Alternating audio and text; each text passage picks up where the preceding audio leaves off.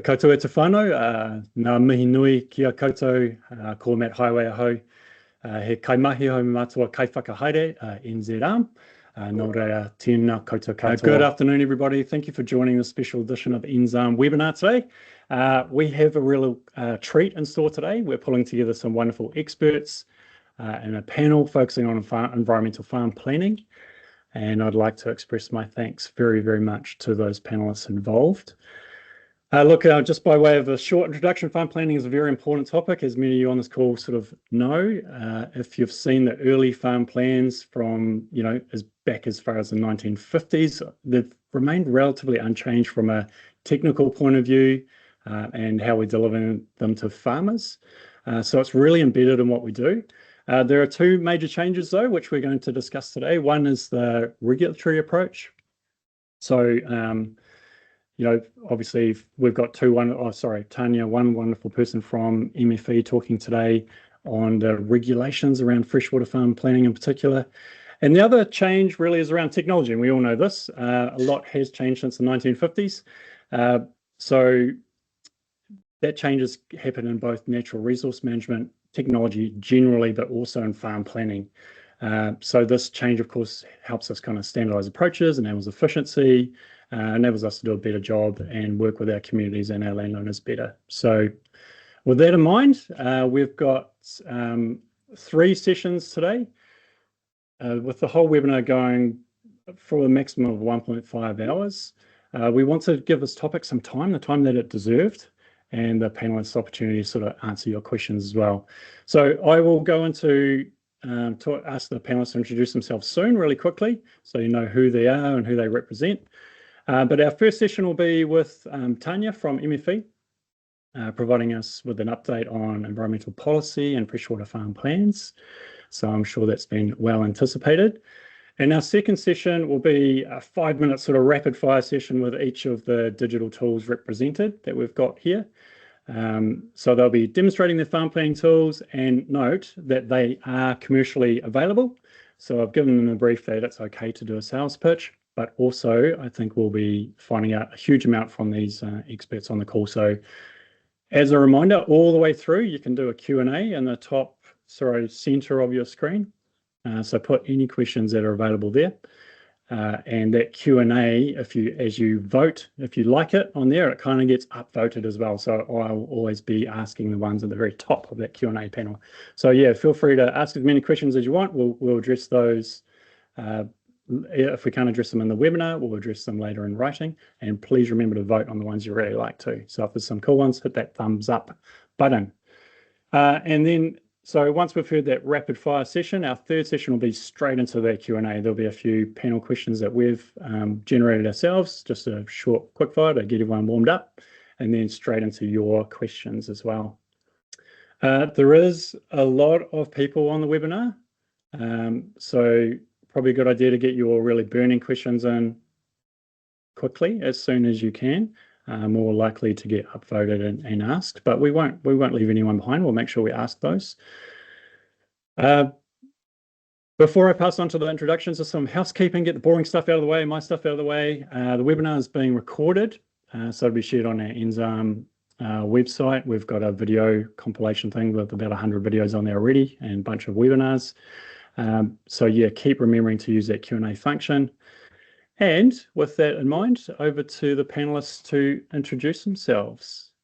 And I'll start with Russell, please. Yeah, Russell Mackay from FarmIQ and FarmX here. I've been with the business for about 4.5 years. Previous to this, I was just running the home farm down in the Southland, and I've had a stint doing some bank managing as well as some agri-tourism and a stint in Canada, dog sledding and farming and everything else under the sun. But yeah, love my role with FarmIQ, love the space we sit in for farm management, and part of which is farm plans, environment plans. Awesome, thank you, Russell. Where are you calling in from today? So today I'm calling in from Kingston. So I split my time between Kingston and the home farm, which is near Riversdale or Waikaka, if people know the lay of the land there. For those people who don't know where Kingston is. Southern end of the same lake that Queenstown is on. Right on the lake, isn't it? Beautiful spot. Well, thanks, Russell. And just over to introducing David, if you're happy to introduce yourself. Yeah, hi. Look, I'm a proud Lincoln graduate and spent some time in agriculture contracting before working in commerce in Auckland and had several directorships of public listed companies, but sort of went back to my roots about 2019 with my business partner, great mate Brent Patterson, and we formed MyEnviro out of a frustration with analog and wanted to go down the digital path, and here we are. Fantastic. Thanks, David. And you're in Hawke's Bay? I'm in Auckland at the moment, but the business is in Hawke's Bay, yeah. Awesome. All right. Thank you very much. And over to Nick from CarbonCrop. G'day, Nick Butcher. I'm the CEO at CarbonCrop. The company was founded in 2021. I was one of the co-founders. Background prior to that was not in land management. I'm a software engineer by training, studied at Canterbury, and I'm based in Christchurch now, but was sort of, for a long time, I've been working in the sustainability space across a bunch of different initiatives, solar power, electric vehicle charging. Really saw an opportunity in land restoration management to apply those software skills. And yeah, great to be here. Awesome. Thank you, Nick. Appreciate it. And Justin from QCONZ. Sure. Thanks, Matt, and really nice to meet you all. Justin Moss, the General Manager or Chief Computer Geek here at QCONZ. We're based in the not quite so sunny Waikato today, but I'm on the Ruakura campus on the 4th floor of the Ag Research Building, which is real nice. And yeah, so I've been with QCONZ about 15 years, sort of leading the way on the digital transformation there. And we've sort of been building farm plan systems for sort of 5 to 6 years now. Really started back to converting these 50, 60 page paper documents, which were great farm plans in every way except they were on paper. So yeah, cool. Wonderful. Thank you. And now it's my pleasure to, Tanya, as part of the introductions, if you're happy to do that as part of your MFE talk, it's my pleasure to introduce MFE, longly anticipated talk about freshwater farm plan and other regulations. So yeah, thank you. Tanya Harris. Thank you, Matt. Kia ora koutou. And yeah, thank you for the hype around freshwater farm plans. And look, thanks for the opportunity to provide a bit of an update today, and also to listen to the panel discussion and the work that's being done in this tool space. So yeah, I'm Tanya Harris. I have been with MFE working in the freshwater farm plan space for about the last 3 years. Prior to that, my life was in regional council with 20 mumble years in various regulatory roles within council. I am beaming in today from the sunny village of Southbridge in Canterbury. So we have a mild nor'wester here today, so which is quite pleasant for a change after it being, yeah, very windy recently. So freshwater farm plans is, I won't go back too far in history. I think everybody probably on this call is familiar with them, but just to set the context, of course, the current government is seeking to improve the freshwater farm plan system at the moment, and certainly sees freshwater farm plans as a key long-term tool for managing the risks of farming activities on the freshwater environment. Through the improvements, they are seeking to put in place an enduring system for farm environment plans, as well as looking to make them more cost-effective and practical for farmers, is their key goal. So over the course of this year, the government has made changes to the Resource Management Act regarding freshwater farm plans, and we've seen some key changes come through there, applying a more risk-based approach to freshwater farm plans. And those key changes were around what farms should actually have to prepare a farm plan. So there were some changes to the thresholds for the regulated requirements to hold a freshwater farm plan. And then there were those further charges that have also said, look, depending on the risk of your activity on farm and where you're doing it, you may need to hold a farm plan, but not need to have it certified. But that at the moment, the goal is all farm plans will need to be audited, and that. So there are further changes still to come to the regulations that will implement those Resource Management Act, those in Part 9A. And we should be seeing some decisions on those coming before the end of the year.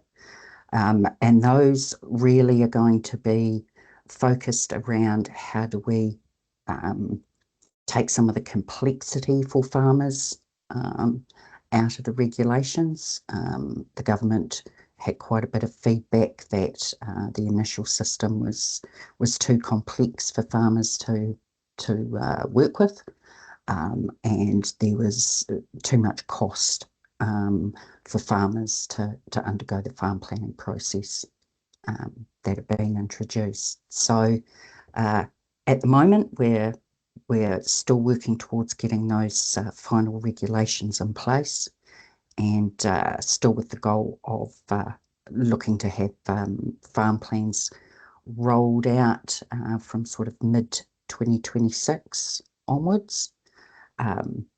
Decisions still will need to be made about what rolling out or switching the system on will look like. So at the moment, work's still underway in that space.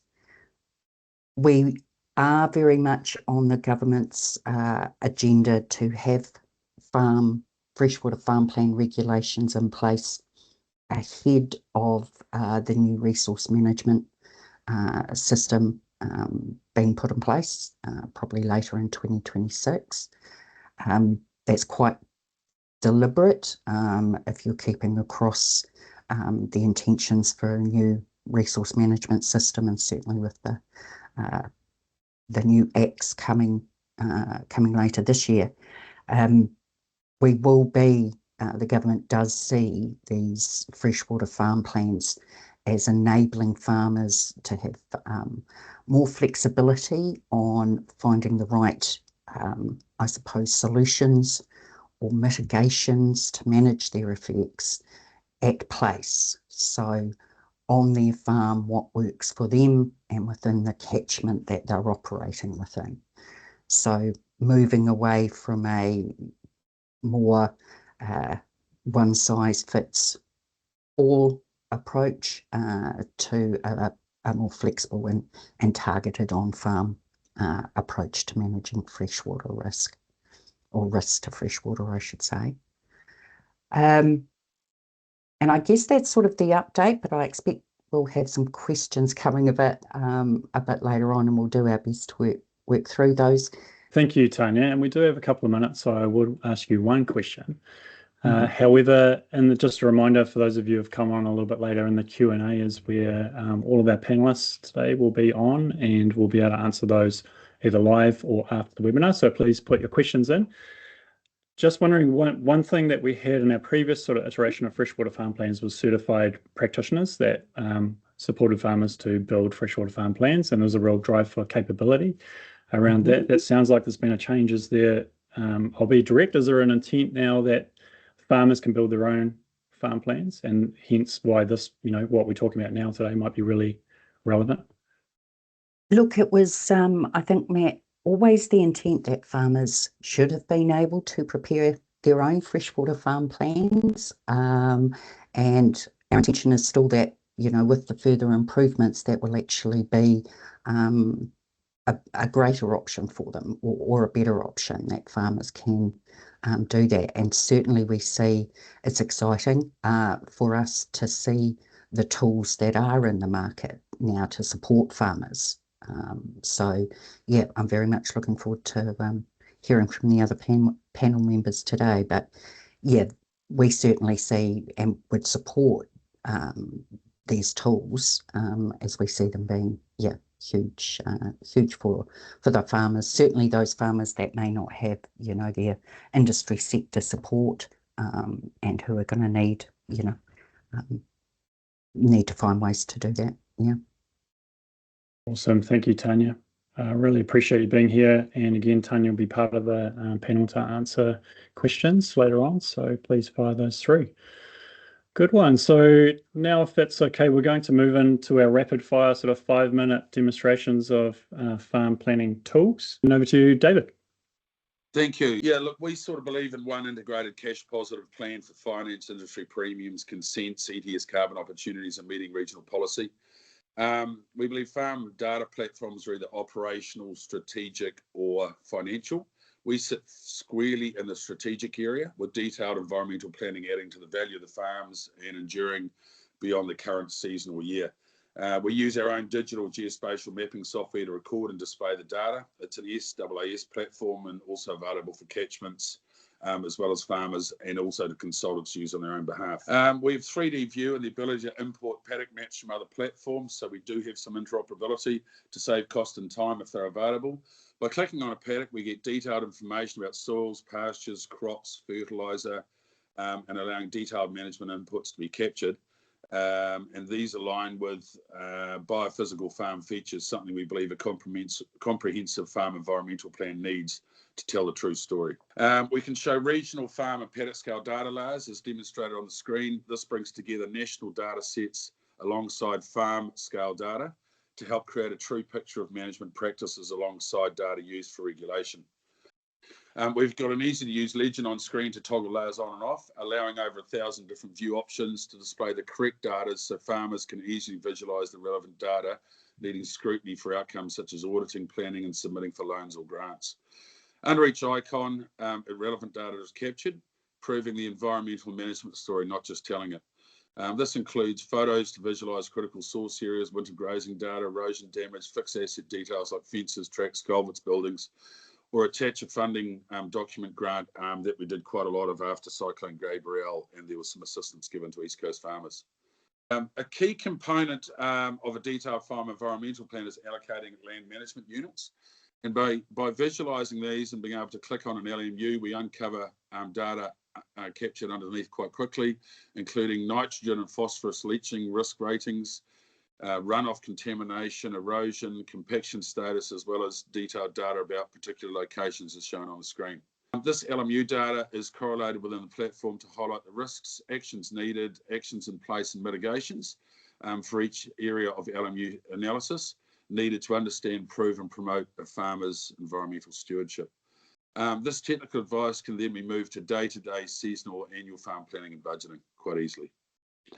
Images, and we support the geospatial data within the platform with a document center, which records analog information. We can't go without our analog from third parties, but it also, such as intensive winter grazing consents, it helps the farmer or catchment prove and promote their position and hopefully obtain increased cash flow from finance or processor premiums, accredited industry standards such as FAP plus gold. For both catchments and farms, we also ingest live data from water sensors. Water quality and biodiversity are becoming hotter topics, and as water sensors become cheaper and easier, real or near-time data will be sought at farm level to prove our client is not part of the problem. This is currently part of the FAP plus gold process as an example. From the real or near-time data and platform data, we have a number of reports which can contextualize data into meaningful outcomes and actions, and once again help the farmer understand, prove, and promote their position in a positive way. We're exploring AI as well through our platform providers, Infinite AI, and see plenty of opportunities here regathering different data sets from within and alongside MyEnviro for better client insights. Next slide, last slide. Our software is also available to other consultants. We have a number of consultants using MyEnviro, which is allowing them to be digital and live with their clients. We've got pretty competitive pricing, so give us a call. Thank you, David. Well, on to CarbonCrop and Nick. So I'm not going to talk too much about specific features of our platform today because you can see me go on about that at length over on our YouTube channel, and it doesn't fit into 5 minutes. I'm going to cover more like generally what's our philosophy to our offering within this space, and where do we sort of want to see things going. Those of you who've been following CarbonCrop for a while, something we often come across is that people sort of see us as we help you register your carbon forest, which is understandable because that's very much how we started out. Like if a farmer has some forest, we'll help use our platform to get you the carbon credits. What we're doing now is much more a platform and solution offering for a lot of different groups across the space. So there's a lot of different entities that use our platform now across the primary sector, consultants, large corporate farms, tiny little farms, carbon forestry consultants. They use it end to end across multiple different activities, and they're using it at a large range of scales, from sort of individual paddocks right up to regional level restoration initiatives. If we sort of take a high level view of a property like this, which I'd say is an example of what's probably quite a well-managed farm in terms of land use distribution, there's trees where it makes sense for there to be trees, there's native trees where it makes sense for there to be trees, and there's paddocks where it makes sense for there to be paddocks. There are a lot of obstacles or a lot of people who need to work together to achieve this outcome or a transition to this outcome. I won't run through all of these, but basically it's much broader than you might like. The landowner's usually keen because ultimately it's their land. They're going to need to have a significant say in what happens on it, perhaps the final say. But there are many others who are either creating the framework for them to make decisions or the incentive structures for their decisions, or supporting them in some stage of project planning, implementation, monitoring, ongoing support.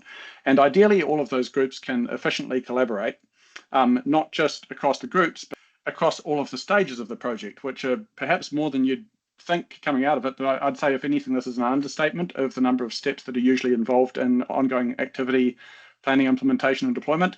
And all of this stuff just continues to happen. It also happens at multiple scales. So you have like your one little wetland that you're planning on planting, and you could even go smaller scale, like an individual tree going into that.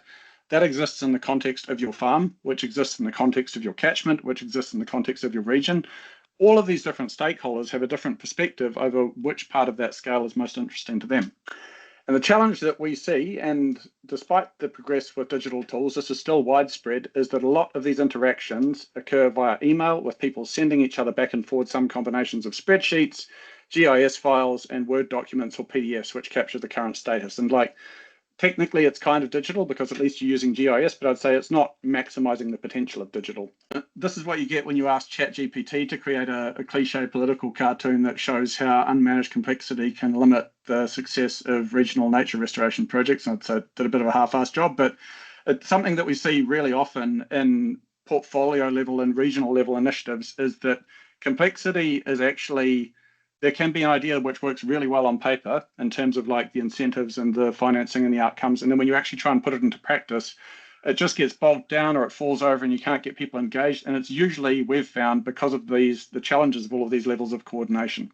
We see CarbonCrop sitting at the middle of all of these groups. We're certainly not the only entity that we expect to sit there, but the goal is to help provide frameworks for efficient coordination and collaboration. I won't run through all of these features, but it covers a lot. A key point, though, is that it certainly doesn't cover everything, and we don't expect ours to be the only solution. Just down on the bottom right there, anything that we don't have, we have a roadmap as long as, I won't say my arm, but both arms outstretched. Like, there's a lot that's still being built. We really want to build things that are actually useful to you as practitioners, though, so I'd encourage you to get in touch if there's a feature that you're interested in and that you see might not exist, and we're keen to talk to you about it. More than anything, though, we're really just keen to break apart some of the silos that exist between digital tools and enable ecosystems of tools that can work together. We see ourselves as only a part of that ecosystem. We're extremely keen to operate effectively with others. Basically, the sort of flywheel that we see is, if you can unlock collaboration, you get more action, you get better economics, and that leads to more of the outcomes that we're all chasing. Systems deployed at scale across New Zealand. Please get in touch if you're interested in learning more. And my timer has just gone, but one final request, just while I've got the mic. If you work with landowners who are planting exotic trees, please go to that URL, carboncrop.com/lucky. It's very important in terms of the financial mechanisms for those trees in the future, and the tooling that we're providing for that for the first cut is free. So that's my final request. Thanks for your time. Thank you, Nick. Over to Justin at QCONZ. So, hey, just a few points of interest here. You can see I just put some icons there around some of the customers that we deal with. So we got into farm planning several years ago, or digital systems for farm planning, and we were led from the industry there. So all those icons up the top are just some of the companies that we work with. So there's a common theme with all those companies, which is they want to bring the farmers along for the journey as well. They don't just want to build the farm plans on behalf of those farmers. They want the farmers, you know, they've got to engage with it right from the beginning. So that's one of the key parts of our system, is that we like it to be a collaboration tool, really, where everybody works together. I also popped all the regional council logos down there. We do make an effort to keep in touch with all the regional councils, and particularly around their regional requirements as well. So if you weren't already aware, we are a approved template in Environment Canterbury and Canterbury for their farm environment plans. So while the system is a freshwater farm plan, it's also a farm environment plan tool in Canterbury. So and we're working the same with in the Waikato, closely alongside Waikato Regional Council for Plan Change 1. There's similar things going on in Southland, and I'm sure the other councils may have some of those requirements as well. So so just to let you know that you know, that's sort of where we come from around that council and some of our customers. So what is our system? You know, in a nutshell, we tried to build a system that is a step-by-step, you know, lead you by the hand, take you through the system to actually build a farm plan from scratch. I mentioned before how it's a collaborative environment. So that means a farmer can kick it off. So and so we build the system that a farmer can sign up, get going. They can put in some of their admin details, you know, name and address and background and that sort of thing. Then they can go through and map the property. And we found farmers quite enjoy doing that, actually. We can import maps from any of the other systems. So, you know, they're all map as a map, really, and just get it out in a file and pop it in. The system will then do some sort of algorithmic work in the background and generate a series of risks. And we've sort of put together a risk matrix, a start of a 10, we call it, that sort of puts a whole lot of risks in front of the user and says, here we go. That might be the part. We had a recent use case where at that point there, the farmer got a consultant involved to actually review the risks and you know, make sure they were being sense checked and the significance of those risks, etc. Then from that, we then go through and we create actions to mitigate those risks, and the system will measure them as well. So risk, action, action, action, and you can decide how you're tracking for that, and ultimately generate some outputs on that. Summarize it, bring it all together, produce the reports, the regulatory reports, the farmer-facing reports, the summaries, the Excel spreadsheets, all of those kind of outputs that we need as well. But essentially, the system is a step-by-step, one step at a time, layer by layer kind of approach. So I just popped a couple of screenshots of the system in here. You can see on the one on the left, I'm not sure if everybody can make it out, but it's got 5 sort of sections up the top. Part 1, and property catchment. Part 2 is where we do the mapping. Part 3 is where the system presents the risks and we can rate the significance. Part 4, then, you know, you go through and raise actions and track those risks and cross-check and all the rest. And then part 5 is our summary. So there's a series of pages, step by step, sort of work through on that. The other screenshot just shows how we've actually integrated, you know, data interoperability. That's a big word, integration.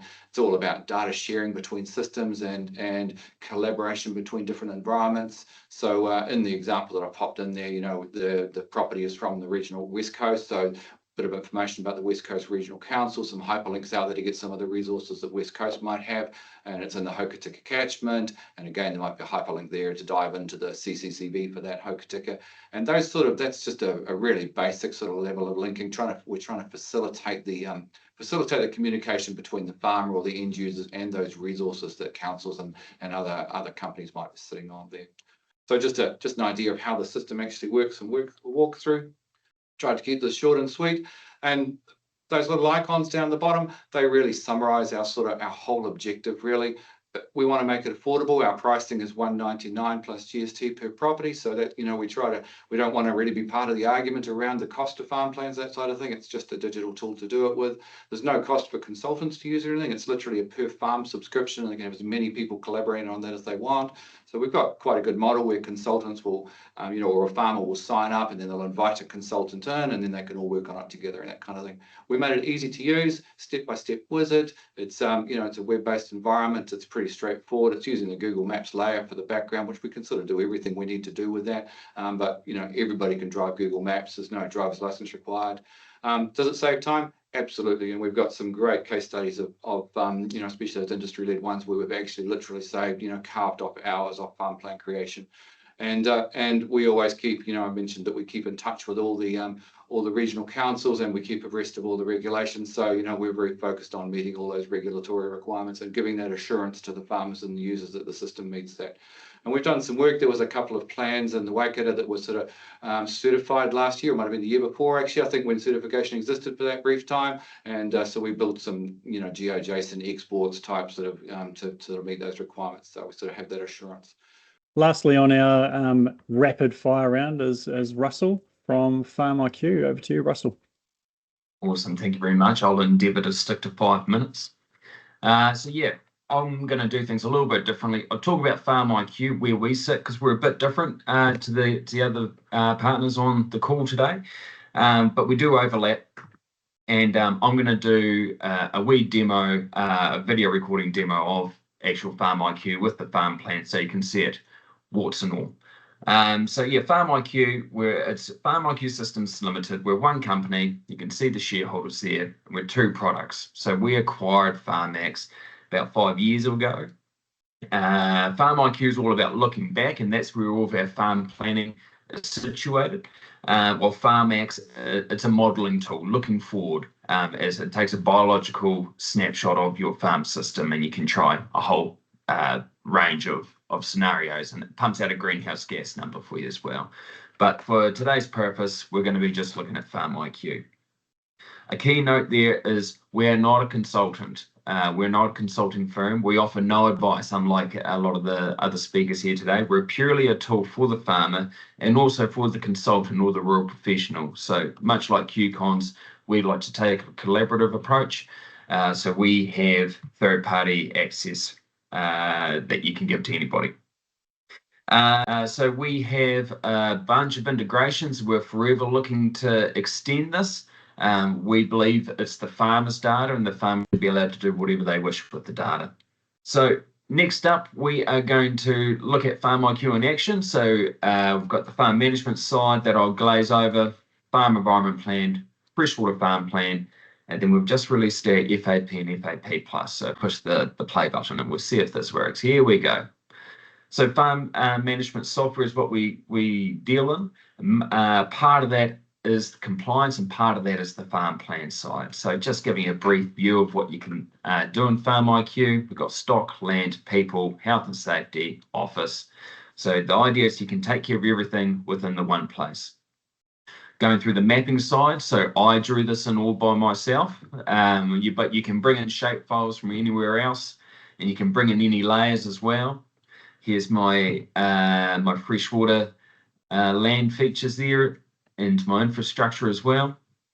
And that's where you go if you want to add some regional layers. Same as slope, aspect, topography, etc. But going through the farm environment plan, so we have the one template for every single farm in New Zealand. So we've tried to make it in a way that's right for most for the council region you're in. So you're just going through and you're selecting the right box for you. Save and next. So we've tried to make this as farmer friendly as possible, but you can also collaborate with your consultant if you wish. So you're literally just following your nose the whole way through. And then once you get to the end of it, you go through the whole process, do your mapping, and then you can get to the end and you can export it. You can export it as a PDF, you can get it signed off and checked off, and then it's all done and dusted. So it's something that the farmer, the consultant, can hop back into at any time. Some farmers like to do it all by themselves. Others, they prefer it to be just farming.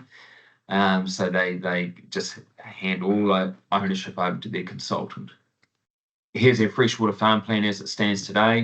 We have it roll with the punches. So if any changes come from MFE, we will look to revisit this, but it's much the same as the farm environment plan. We've built them separated. You go through here, you select your region, select your catchment, and it brings up your specific information for that area. And we've provided a whole heap of pop-outs here to help the farmer and the consultant as they go along the journey. So as you can see here, I've drawn in my land management units. Land units, I should say, sorry. It's key to know that difference. mapping all the features. Again, we just provide help along the way. You've got your risks associated. You have your action plan associated to those risks. And it's all linked together. And then again, comes to summary and export, and same process. You can sign it off, put in your details, and then save it. And so that saves as a PDF. And then the last thing I'll show you is something we've just released. It's not quite on brand for this discussion, but we've built a FAP and FAP Plus dashboard here. So you can come through, has all the requirements and the dates that everything needs to be done for your FAP and FAP Plus. You can attach your evidence from anywhere. That can be FarmIQ or from elsewhere, and that all flows through into your tasks, into the calendar, so that everyone on farm can have access to it. So that's where we sit on the farm planning stage there, when this is why I think FarmIQ is a good tool for farmers that are trying to do the farm plans. It's got a bit of everything for farmers and consultants, and we have a very fair pricing model. So our lowest pack light, it's $40 a month, and that has all of our farm plan functionality. Thank you, everyone. Yeah, like you can see, there's a whole lot of expertise in the room. You know, what I've sort of noted there is the integrated nature of all of these tools. David talked about sort of the integration with farm systems. Nick talked about scale and those, you know, site scale, farm scale, catchment scale, regional scale. Justin talked about this scaling to regional councils, and particularly around meeting regulatory approaches, depending on what people need. Yeah, Russell's talked about integration across a range of things, including FAP, FAP Plus, which I know others do as well. So it's real integrated. Interoperability, which I can never say correctly, is the term du jour. But yeah, like obviously these are all really supportive, really user-focused, and I think where it comes from for all of these guys, they try and provide value to the customer, to farmers, and to people working with farmers as well. So well done. Please check their websites and YouTube channels as well. Some of them have YouTube channels. There's some really good information on there. I've gone through all of these tools. They're beautifully presented on those sites, so please have a look. And I think probably finally what I'd say there after listening to that chat is, yeah, you know, we should be really proud of these New Zealand businesses and entrepreneurs really who have, you know, dedicated a whole bunch of resource and time and cost to developing these sort of homegrown tools. So congratulations and thank you all to our speakers. Right, what we're going to do now is move into a panel discussion. And what that means is I get to, because it's all about me, I get to ask a few of the questions first and pinpoint people. But please, again, put your questions in. I've got a few coming in now. Which is good. Put your questions in the Q&A section straight above in the top of Teams. And please go through and review those as well. If there's some that you really like, chuck a thumbs up on it because it'll upvote it as well. And I'll ask those ones first for the most amount of thumbs up on there. So just a reminder. Good one. All right. First one is for Russell, since he's just hot off the press from FarmIQ. Russell, what do you see are the main barriers to farmers adopting digital farm planning tools?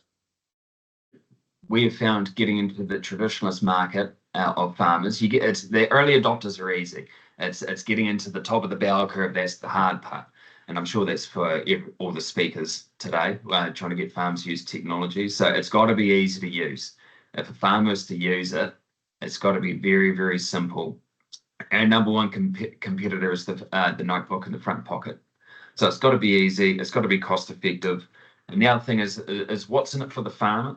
Is this just ticking off another piece of, is it just getting through the red tape? Is it just to get through the rules or regulations? But a lot of farmers want a bit more. They want some benefit to come from it. And I think farmers are leaning into farm plans in terms of that they see the vision of the freshwater farm plan and integrated farm plans. And I think that's where it needs to end up for both the tool and what they're actually trying to achieve. Thanks, Russell. You noted something there that I worry about, I suppose, is that it's another thing for a farmer to do. Tick the box, I've got my farm plan. I put it in the bottom drawer or in the cupboard or whatever, and it's done. Like, is there anything you're doing around that to kind of address that? Yeah, well, yeah, part of it is it the tool or is it what they're trying to achieve? I'm not sure, Matt. But just trying to have it all in the one system. So, like, you know, you can go out and you can map where all your drains are, which is a handy thing for farm management because you know where they are to unblock them. But hey, you can pull that layer into your freshwater farm plan as well. It's just a small, silly example, but there's a benefit to doing both.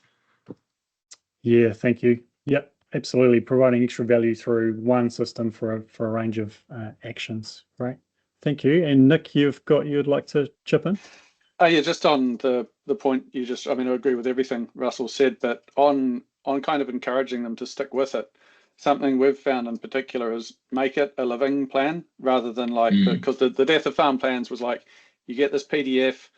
One of our team actually, they've still got the original, which was like under 17 layers of mail on the desk or something. It was like, it goes there, it's the plan. They've actually executed some of the work, but it's the plan itself is sort of aging. If you've got a plan, the implication is that you're going to achieve something different to what you'd have if you didn't have the plan, which suggests that you're doing things and stuff is changing. And as you change those things, you may want to further change your plan. So turning it into some kind of feedback loop where people track not just what they plan to do, but also what they've done, you can kind of see the impact that you've had, feel encouraged about doing more, possibly change what you're going to do. I think that, and that's very much where moving into digital tools and away from static assets is, I think, possibly the biggest opportunity is just the way that it drives engagement, because you can actually feel like you're making progress. And I was going to say around engagement, I think, because we've had this experience that how it's introduced to them can make a really big difference. Like if we just sort of rock up to a farmer and say, hey, here's a cool tool, it's pretty daunting. And like, even with the best of efforts, these things are super complicated. If it's introduced to them by a catchment coordinator who's actually had some time getting their hands dirty with it, or by a farm consultant, it can make all the difference to kind of just like show them the areas where they're just going to go down a rabbit hole and get lost, and say, don't go there, and sort of show them the few little bits that they could start with. It's made a big difference to us in getting that early engagement, which sort of encourages them to maybe look deeper. Thank you, Nick. And probably a bunch of people on this call will be in that category. So it's really important that they're part of the system. On Russell's, thank you both. And on Russell's point, maybe less around the sort of notebook and more around pulling out the phone or something like that instead as the first action to go. Justin, did you want to come in on that one? Yeah, I just wanted to add a point around what Nick said. Back to the question, what are the biggest barriers to adopting digital farm plan tools? Definitely farm plans are, modern farm plans are living, breathing documents. But some of that barrier to uptake is literally how they get started. And that introduction thing is such an important piece. And we've seen some real big success with workshops happening, where a catchment-driven workshop or an industry-driven workshop actually bring the farmers together. It's a bring your laptop day, get started, step-by-step journey, and really good outcomes from that kind of stuff. So that's part of that introduction piece, like you say. Just thought I'd add that in there. Thank you, Justin. And I know there's other conversations going on at the moment with, catchment coordinators and funding and that sort of thing. It's just such a valuable part of the ecosystem, what catchment coordinators do. And there's just another example. Good one. Well, we'll move on to the next question. Thank you, everyone. So next question is, how can tools balance regulatory requirements with being practical for day-to-day farm management? And I'd like to ask David if you could, from MyEnviro, to answer that one, please. Sure. Look, in our case, we a lot of our work is through our consultancy and doing comprehensive plans, and they come with forward planning, not just aiming at regulation. Forward planning often requires capital and a lot of time. And I think that if it's no different than having an architectural plan for a house and getting a bunch of builders. The day-to-day is the builders, but you've got to have a plan in place to know when and how and who and what is going to happen. Secondly, I think auditing has become a big part of farmers, especially guys who are in mixed cropping or mixed types of livestock. The feedback around digital is that, and one of our clients said, he was rung up on a Friday, had an audit around his deer operation on the Monday, having all the information digital. He had no fear at all, got in the office, saw the auditor, and an hour the guy was out the door. Previously with analog, he was grabbing folders, grabbing bits of paper, running around, and he said it was actually the time it took him is more than the cost of the platform just for one day, just for one audit. We all talk about mapping, but I think, and we've said it over and over, but live plans are a good plan. And having maps for day-to-day tasks, I mean, that comes out, but it comes out of planning. It comes out of our system, and it can come out of our other colleagues on the call stay system very, very easily. AI might be interesting here. I think that regulation and AI and some of the platforms on this call, AI may be a place where I think that it will develop, where a farmer can enter the question into AI and potentially go out to 2 or 3 of these platforms to grab the answer and pull it together. So I think there's a real benefit there, I think, in the future for farmers. That was about all I had to say there. Fantastic. Thank you very much, David. Nick has his hand up. Go ahead, Nick.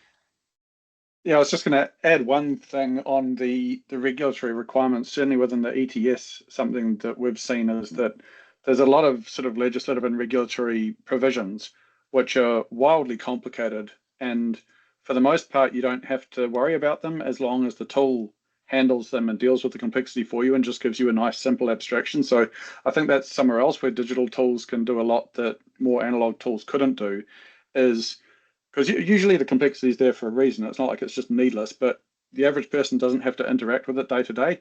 A lot of it can be kind of hidden away through some underlying tech, and it makes life so much easier. And I'd say that if you're a practitioner in the space and you're finding that you're still butting into something which you're thinking, oh my God, I wish a machine would solve that for me, please let us know, because there's a good chance that it could and we just don't know about the problem. But yeah, I think it makes a big difference having the ability to sort of do long scripted operations. And I agree with what David was saying. This is only going to become even more the case with advanced AI. Like, it can deal with necessary complexity and take it off your plate rather than have it be something that just makes you wish you didn't have to deal with it at all. Thank you, Nick. And thanks for backing up David's point. Like, if you use that example again of the auditor, just the speed of already having that data there, making people's lives easier. So that's really important. Thank you very much. Great. So we'll go on to the next question, which is for you, Nick. So you're in the hot seat now. What role should communities, catchment groups, industry councils, and government play in supporting uptake of these tools? All tools. Yep. Well, firstly, I hope lots of people chime in on mine since I jumped on the back of all of yours. But for several things. Firstly, I think it's really important as a practitioner in this space to stay up to date with what's out there. So thanks for joining this call, and obviously you're hearing about a bunch of different tools. I know that it's hard to keep track of all of the stuff that's constantly changing and new things are emerging. It's astronomically harder for a farmer when it's not their job to have their head in the space. They're just trying to run their farm. So having you as kind of having an opinion on this topic, being able to recommend to them what you've tried, what's good, what you think's a pain in the ass, what broke, it's really valuable for them to kind of use your experience to give them a steer. Relatedly, and this ties back with Russell's point from earlier around how to get adoption, is if you can act in a role where you can provide a mediated experience for the platform so that they're not just running straight into it themselves and having to deal with all of the pointiness, that they're not even the primary user of the tool, and possibly they're not even the primary user of the tool once it's in regular operation. It might be, so I mean, we use Xero for our accounts. I don't interact with Xero very often. We've got a bookkeeper and accountant who do most of that, and that's exactly the level of exposure to it that I'd like to have. Quite often you might be the primary user of the tool rather than the farmer. Something especially for those in the sort of regulatory and framework definition space, we're very keen to see regulators avoid picking winners, but rather focus on standardization and ease of migration between tools, because so basically try and create an environment that encourages competition and drives down prices and drives innovation, rather than something that's going to lead to lock-in.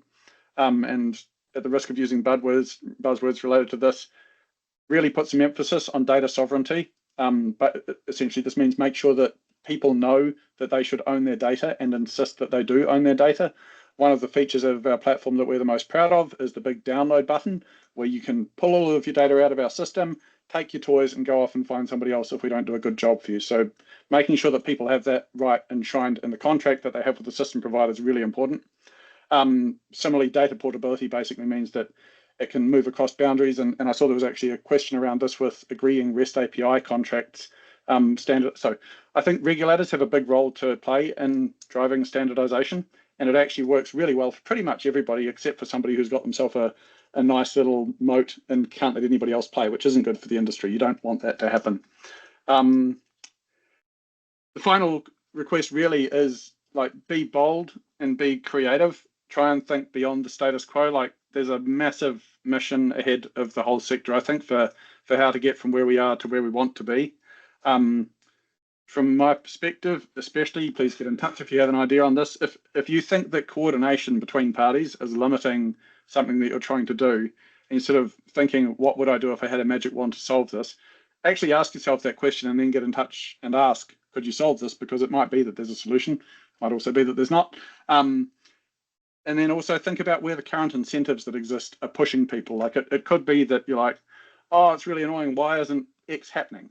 And the answer could be that some other thing is just pushing lots of people the other way. And a great example would be the current policy changes going through around whole farm conversions to exotic monoculture lockup forestry.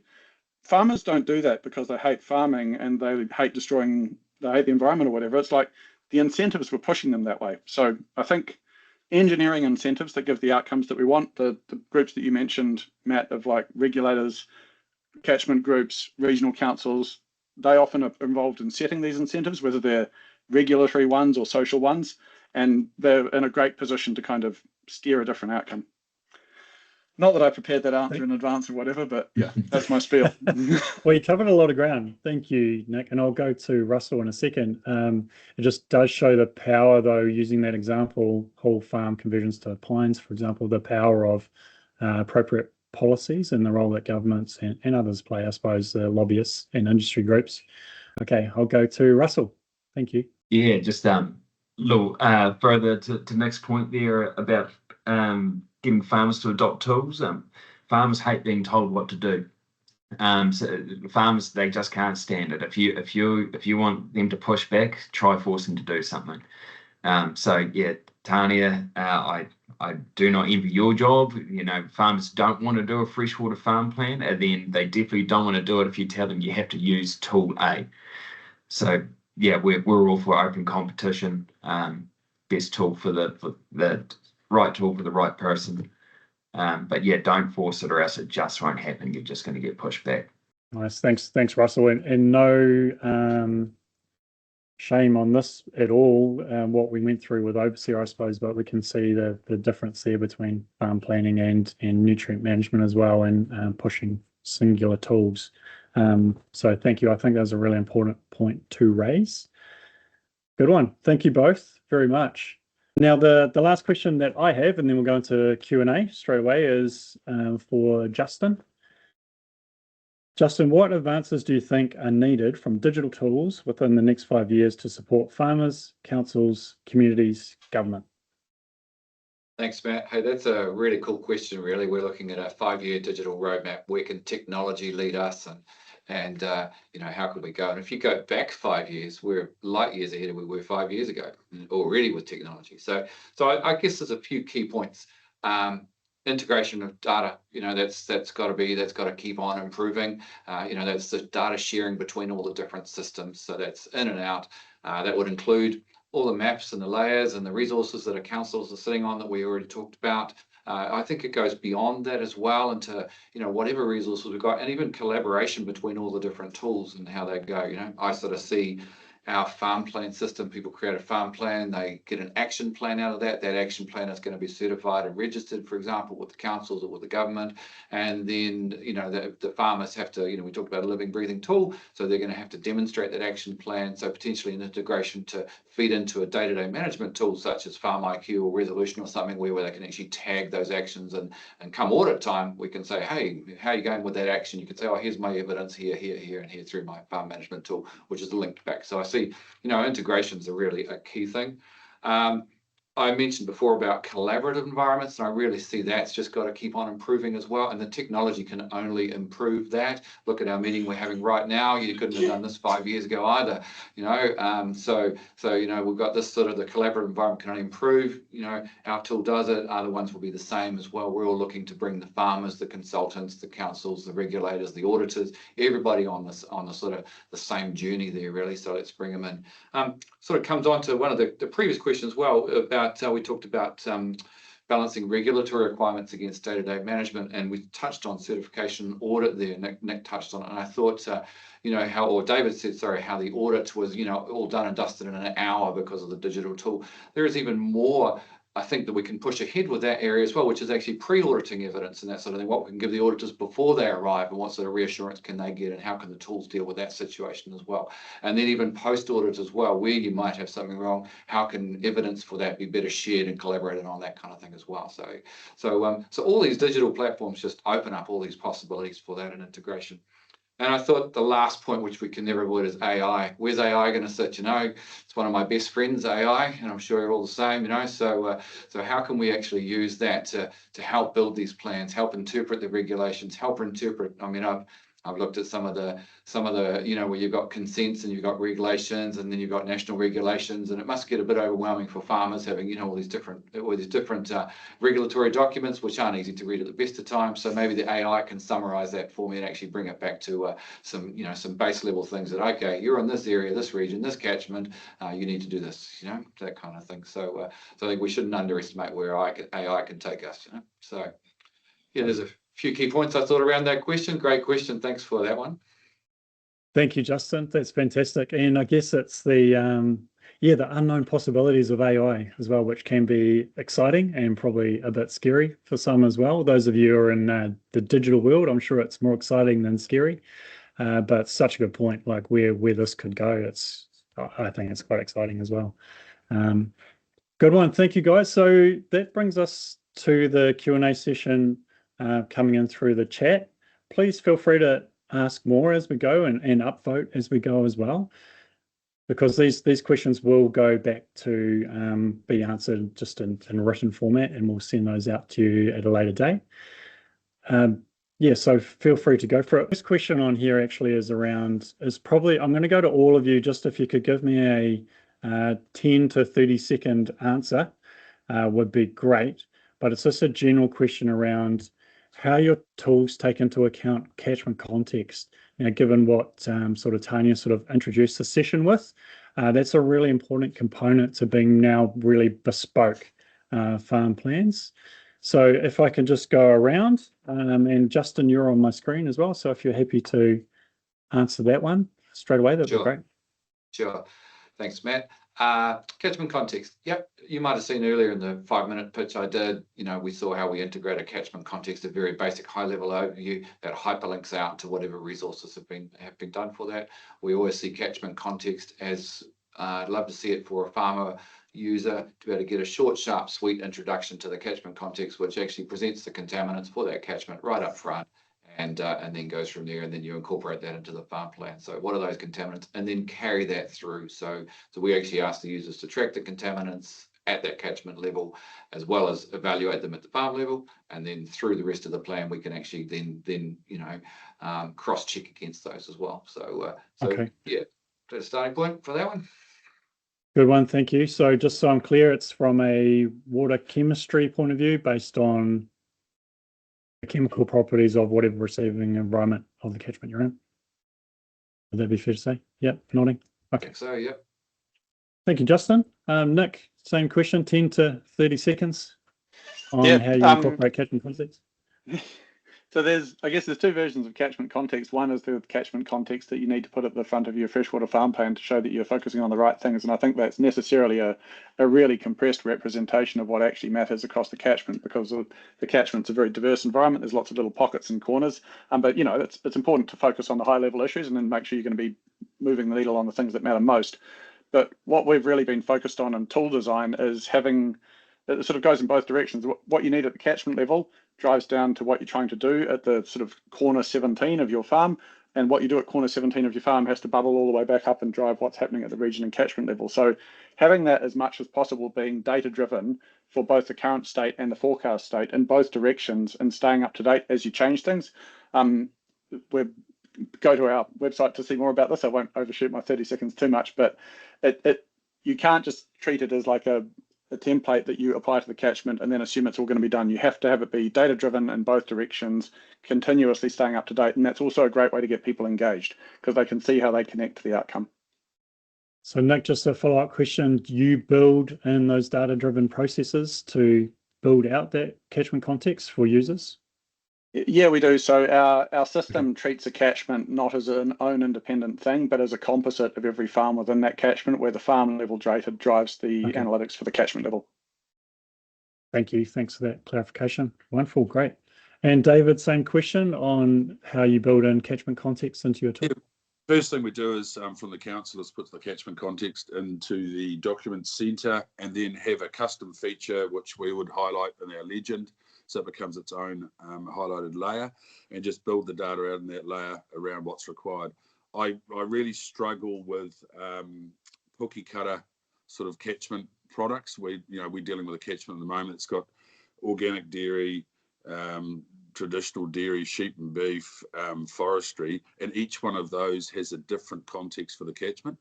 And so you have to get the right data. And so when somebody's having a look at it, they can just click on custom feature, and for your farm, all of that data matches your context. Awesome. Thanks, David. Yeah, important point, isn't it? The farming context as well. Good one. All right. I think it's a thing being missed in the first round a couple, 3-4 years ago around freshwater farm plans. And I hope, Tanya, there's some change. We were quite underwhelmed around the biophysical features around the freshwater farm plan. We can't think how a piece of land can't affect the environment without the management on top. And it's land units, of course, not land management units we use in farm environmental planning. But we think that there's a whole holistic view of what affects the environment, and so I think that each farm has its own peculiarities, and I think farmers need the ability to defend themselves and make sure they're not pushed down a path that a whole catchment might be, which some catchments in New Zealand are in that dire straits. Thank you, David. Yeah, important bit of context there. And actually, Tanya, if it's okay, after Russell, I'll just come to you because there's a quick question from Andrew Bird from Auckland County around triple CV. So I'll just come to you after Russell can answer that same one. How your tool takes into account catchment context, Russell. Thank you. Yeah, pretty simple for us. So the first step is put it in province, then you select your catchment, and that pulls out your CCV file there. So just whenever you're working through it, that's what you're referring back to. Pretty simple from our end, really. Okay, great. And that relies on regional councils to provide that information? Yeah. Of course. Yep. Great. Thank you, Russell. Tanya, I'll just read it out in case you don't have access to the chat. There's a follow-up question to triple CV or catchment context, whether Tanya can confirm whether there is still the intention to rename triple CV to catchment context. We'd like to see it change very much. We got strong feedback. Nobody liked CCCV. But look, final decisions on what will be in the regulations still haven't been made. But yes, we would like to see it be made clearer to be the catchment context. Yeah. Awesome. Thank you, Tanya. And just as a reminder, they're hoping to come out, or MFE are hoping to come out with guidance by the end of the year, 2025. We are still hoping to see decisions out on those regulations by the end of this year. In terms of formal MFE guidance, we tend to have to wait till we've got the regulations before we can develop that. So that'll be early next year.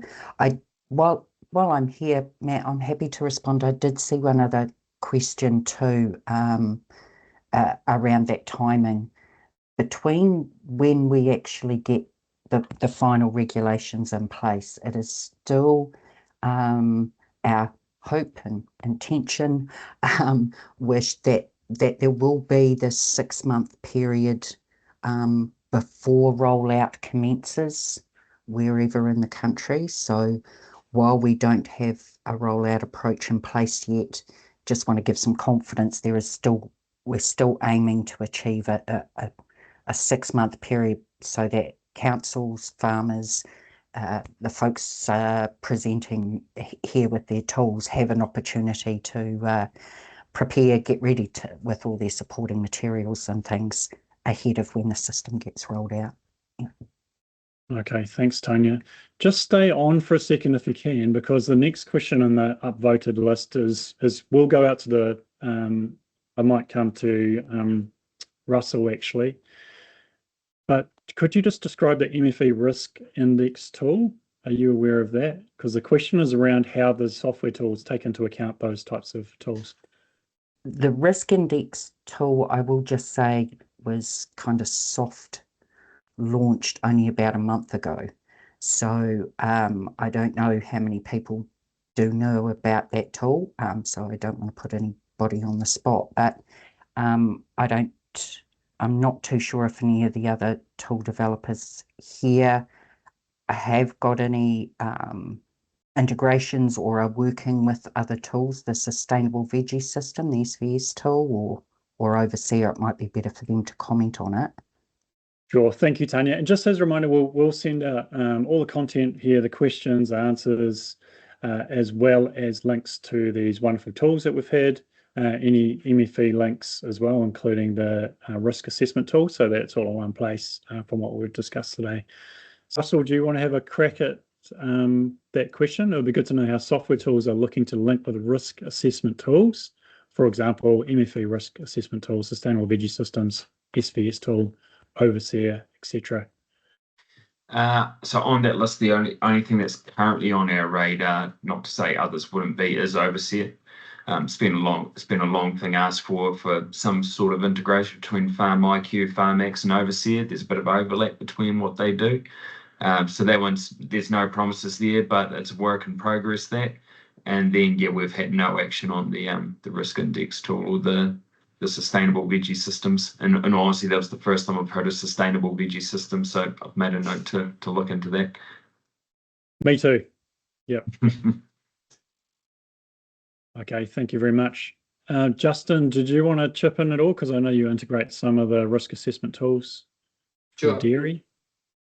Yeah, and I think the MFE risk index tool is definitely on our radar. It's being driven by a couple of those industries. If you remember all the logos that I showed, we've got some really good systems we've developed on behalf of those actual industries that they're looking to integrate that directly. So that's just starting to take shape now. So that's going to be quite interesting.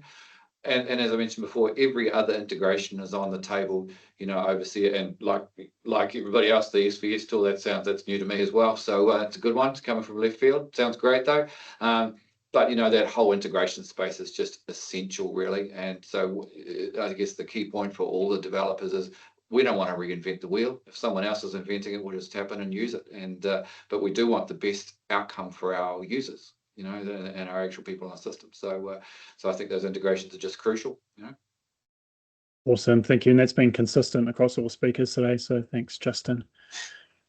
Tanya, there is one here. I'm not sure if you answered that or partially answered it. Will the role of auditor still be straight done, not done? I guess they're thinking, farm plan completed, not completed.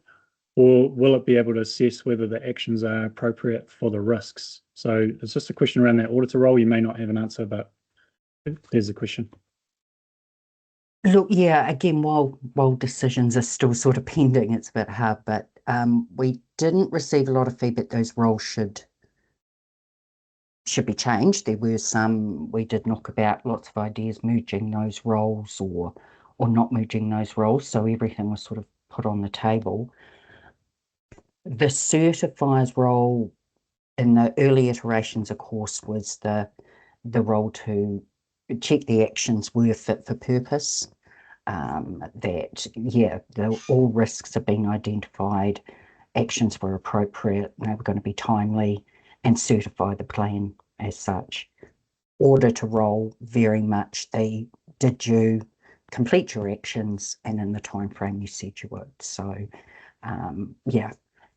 or without sort of having the decisions on the table, all I can say is there are still 2 roles, I suppose, in place. Yeah. Okay, thanks, Tanya. Appreciate that you've given us that much, you know, with all the uncertainty. So I appreciate that. All right, just a question out to Nick. How do each of the platforms, well, how does your platform capture Indigenous biodiversity on farm and biodiversity management actions? And open after Nick as well to chip in on that one. Yeah, I saw there was another question in there around, do the systems only capture theory or do they actually capture outcomes? Both are really important. So on biodiversity as well, it's not just where you are, but where you're trying to get to. But then if you've got where you're trying to get to, you better make sure you're actually making progress towards it. So we basically scan full property level and come up with a whole bunch of metrics around biomass, species diversity, species maturity. That can turn into metrics which might drive various different environmental reports or sustainability indicators like fraction of erodible land that's covered in vegetation, area of biodiverse regenerating forest, area of mature indigenous forest, area of lost forest. And I noticed there are some other questions around deforestation monitoring and such like. It's capturing an Indigenous biodiversity on farm is extremely hard because it's such a nebulous and ill-defined thing. Like you can't really say I've got 7 biodiversities in that paddock and that one's got 8. So I think the whole sector is really on the sort of journey of exploration of what are the factors that we actually care about, and of those, which can we efficiently and sufficiently accurately monitor.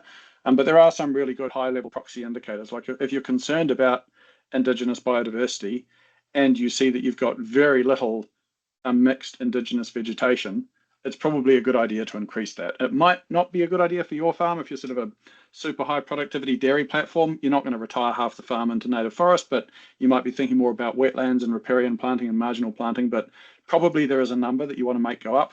And so our focus is on both planning functionality. And so if your number's low, where do you want it to be in 10 years? And how do you sort of construct a plan to get there? And then how are you progressing according to that plan and kind of actually tracking the outcomes as well? Thank you, Nick. Does anyone else want to have a crack at that on their platform? It is an important one, and it matches up with catchment context as well, because there's biodiversity context too, right, within our farming systems. Otherwise, I can move on. I can just add a comment there, Matt. Just say, yeah, we have a biodiversity module in the system as such. But what Nick just said about how he's doing that spatial mapping, and that sounds amazing, mate. I think I'd like to tap into your little data set there, actually, to provide some of that evidence for it, you know. So yeah, that's another tick for the integration piece there, really. So yeah, just thought I'd add that, you know. Yeah, I'll hit you up. I'm keen to chat. That's good. Nice, there we go. Connections being made across New Zealand businesses. Wonderful. So I'll move on to the next question. This is to David. And I think you've been doing this given your consultancy role as well. How do you ensure that your tool supports compliance with regulatory requirements without becoming a tick box exercise? And following up from that, what feedback have you received from farmers, particularly around using digital tools to meet freshwater farm plans regulations? Well, without being too blunt about it, we've received no feedback around freshwater farm plans because none have been done. Most of our stuff are farm environmental plans. Certainly freshwater farm plan wouldn't comply with PC1 and Waikato, and it wouldn't comply with some of the stuff we do around the Tuki and the Hawke's Bay. So we're doing quite comprehensive farm environmental plans and build it from the bottom up. Our platform's pretty easy to use. In saying that, most of our work is consultancy based. So we're working alongside the farmer to build that up, and we can do a lot of it in office to save time. We think that and just a long version of the short answer, I suppose, is, and somebody mentioned in one of their presentations earlier, we're completing a full farm environmental plan in about 40% of the time as an analog plan. So we can build a lot of the stuff in office. Then when we're with the farmer, we're really only spending 2 or 3 hours on, say, a 200 hectare block of looking at his critical source areas, his biodiversity and those sort of things and the risks. So yeah, it's just building it up with the farmer. Does that answer that, Matt? Maybe not. Yeah, so how are they treating those farm plans? Is it managing? I guess the question kind of comes down to, are they finding value in it? And are they managing their business differently? Are they making change rather than ticking it off and it's just another piece of paper? Yep.